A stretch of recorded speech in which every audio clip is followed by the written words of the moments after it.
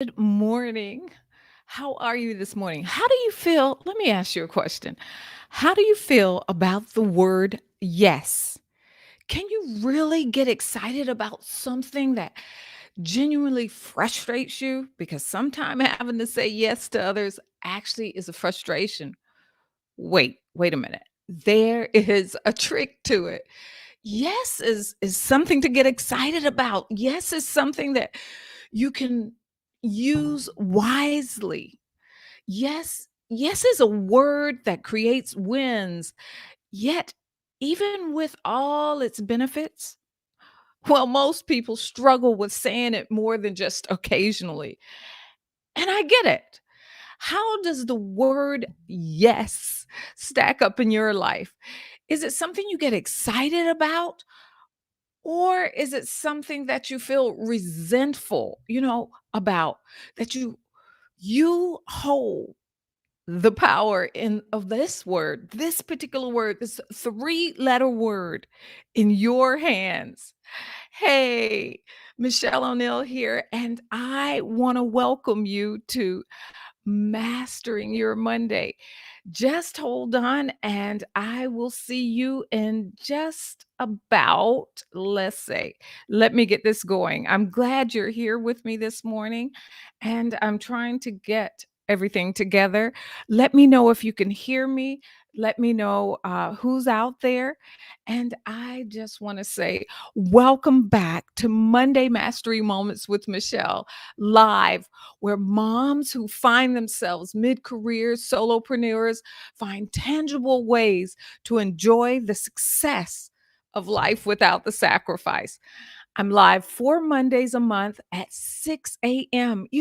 Before we get busy in our day, I want to be there to encourage you, to lift you up, to give you something to think about that day, and to just push you along. So you can find me on Facebook, YouTube, LinkedIn, Twitter, and I am here to give you your wake up call. I'm excuse me. Make sure that you follow me on your platform of choice, which one of those that you most frequently visit, so that you don't miss a single episode. And like I said, I'm Michelle O'Neill, your boundary strategist, and I love a great conversation. So why don't you grab a cup of coffee, tea, whatever your warm beverage of choice is, and join me while we settle in so that we can have today's mastery moment. So tell me, how do you feel about the word yes? We're going to cover 3 points today on choosing yes and making it work for us, how we can make it one of the best things in our lives. So those three things that we're going to talk about is taking ownership and making a choice, capacity versus capability, and don't forget to include yourself. So, before we get started, let me know who you are and where you're from. And I'd just love to give you a shout out. Now, I have a question for you, and I always have a question for you. So I want you to tell me in the comments whether you're watching hashtag replay or you're watching me live. And I will make sure to try to look and see your comments out there. In fact, let me make sure I can see the comments. Yay! So let me know if you're out there, your name, and I want you to answer this one question for me. Do you find yourself hoarding your yes?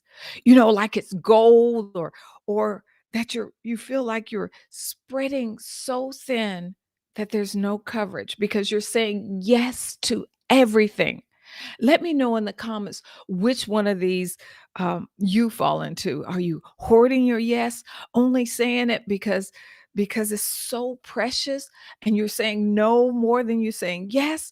Or are you saying yes to everything and spreading it so thin that you can't take care of the things that you've said yes to? Who are you? Which one are you? So I want to ask you again. I know I ask a lot of questions, but that's how I learn. So, is yes something that you get excited about, or is it something that leaves you feeling resentful? And let me know in the comments.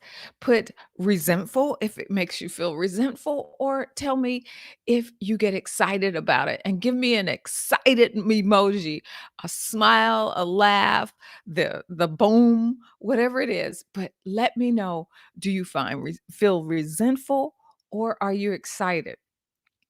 So let's start with point number 1. I said we're going to talk about, and let me put that up. Here we go, trying to do all this stuff and make sure that I talk to you well, but we're going to talk about taking ownership and making a choice. So, let's put it out in the open and say, and saying yes is actually, like I said, about making a conscious choice. It's saying, this is the decision I've made, and I choose to do this. And it's about what you're telling yourself. And a lot of times we think that we don't have choices. We don't have the ability, or because of the situation we're in, we can't make a choice. But we always have a choice. That's the beauty of who we are. We have been given the gift of choice, and we can make a choice. But the thing is, there's usually some motivation behind why we say yes, or whether you like it or not, whether this is something. So the thing to check is, what is your motivation? What's making you say yes? Why are you saying yes? There's something usually that we want on the other side. A lot of times that's our motivation. So we're saying yes because maybe we know someone would do something for us, or we gain something. If someone asks us to do a favor and they're paying us for it, right? So we say yes because we want the payment on the other side. Or if we do certain chores around the house, I know kids are always doing chores around the house, right? But most of the time, just asking them to do something doesn't really give you a great benefit. But if you tell them on the other side that there's something for them, it's absolutely yes. More video game time, or more money, or a special treat, more food, something will make them say yes. And unfortunately, sometimes that's bribery. But we're always looking to see if there's something on the other side. Or maybe your motivation is about to help someone, right? Because there's someone there that asks you for a favor or for your help. And because of how you feel about them or what you want to do, you're willing to say yes to help them. And even when it comes to seeing people that we don't know, but if they ask for help and they tug at our hearts, whether it's the homeless, or we see that we could help at a particular shelter and just make a difference in the lives of others, then we're willing to say yes because we see the benefit of helping others on this other side. The other thing is guilt. Guilt would drive us a lot of times to say yes.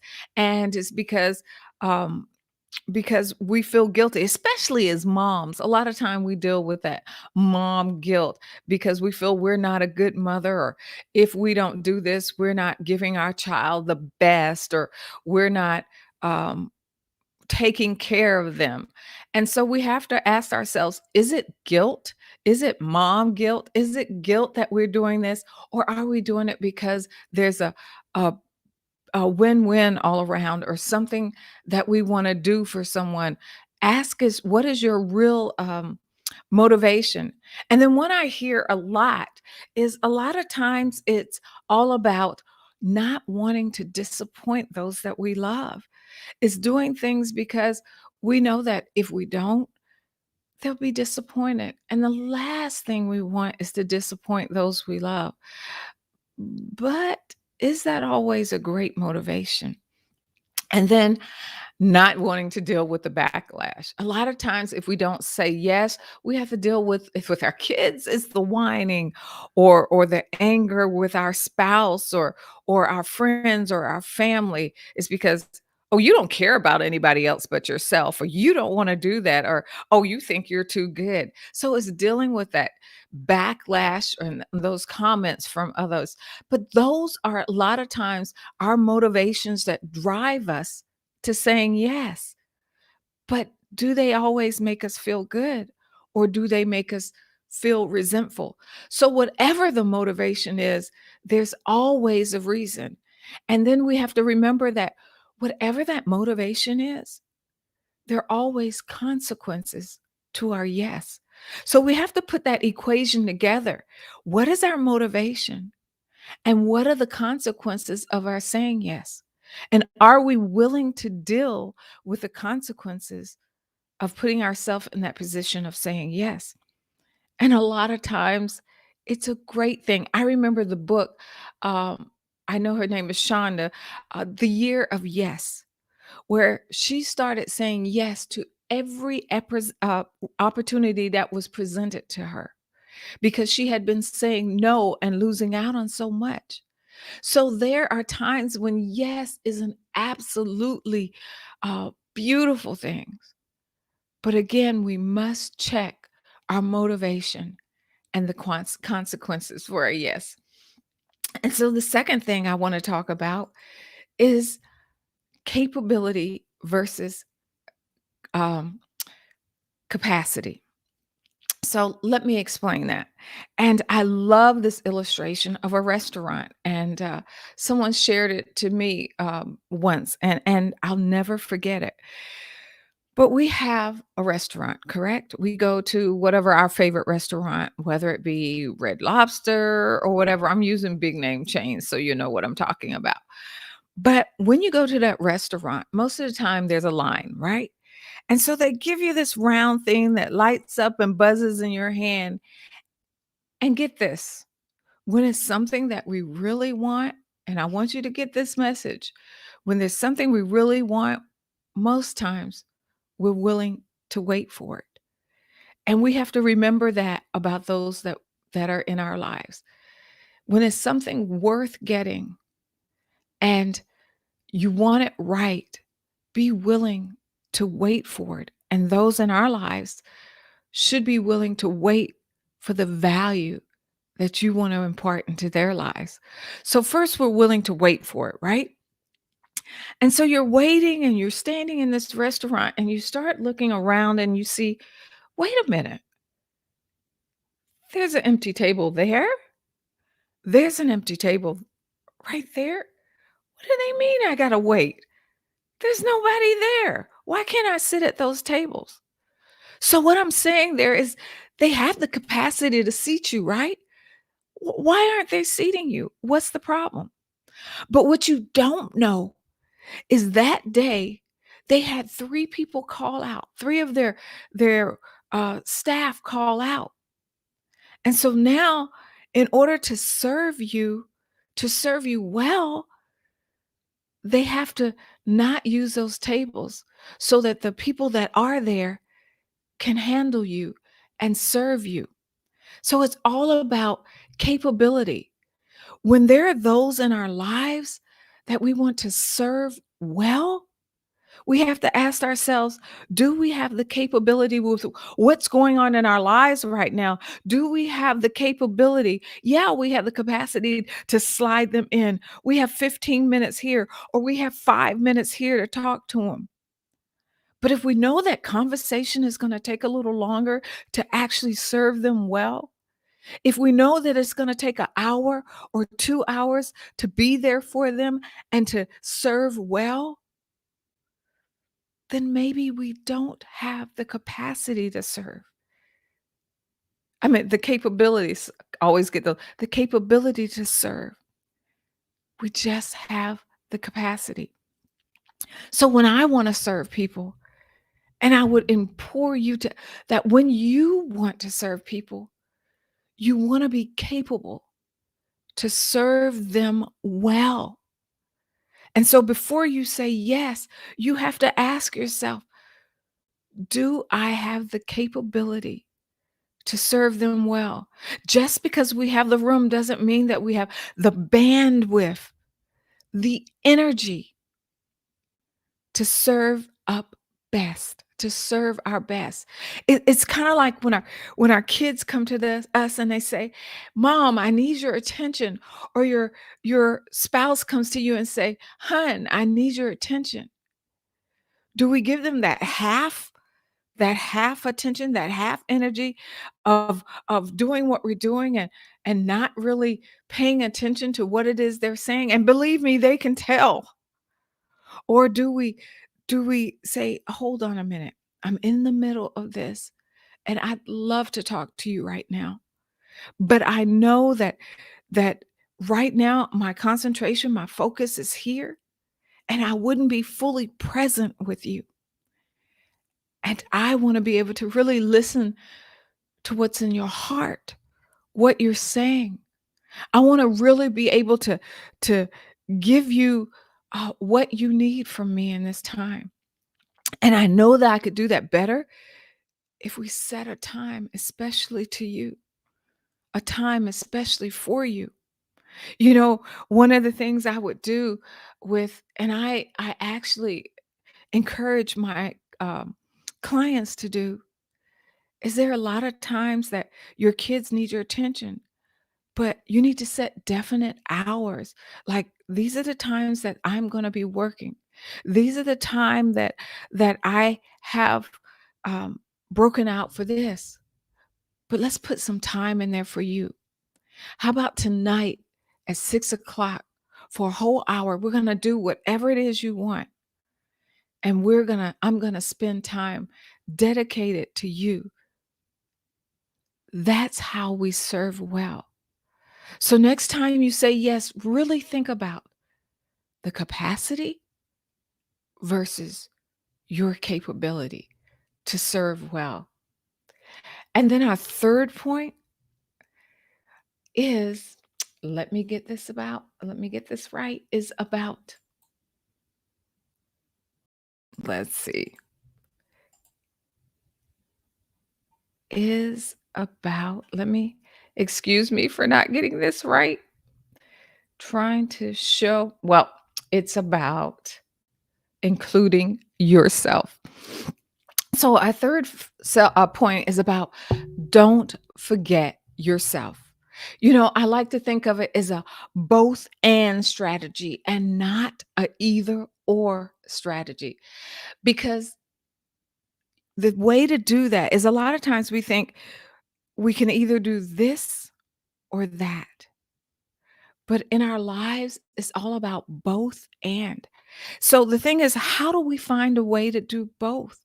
How do we find a way to do the things that are important to us, but also important to others? How do we choose what's important in our lives? And one of the ways is we have to think, are these things in alignment with who we are and who we want to be? When we make a choice to do things and to serve others, are there things or ways that we can serve well? Are they in an alignment with our values and our beliefs? Those are the things that we choose to do in our lives. And we shouldn't shortchange ourselves either. So we want to acknowledge our worth and our value. We also want to take the time sometimes to list our strengths.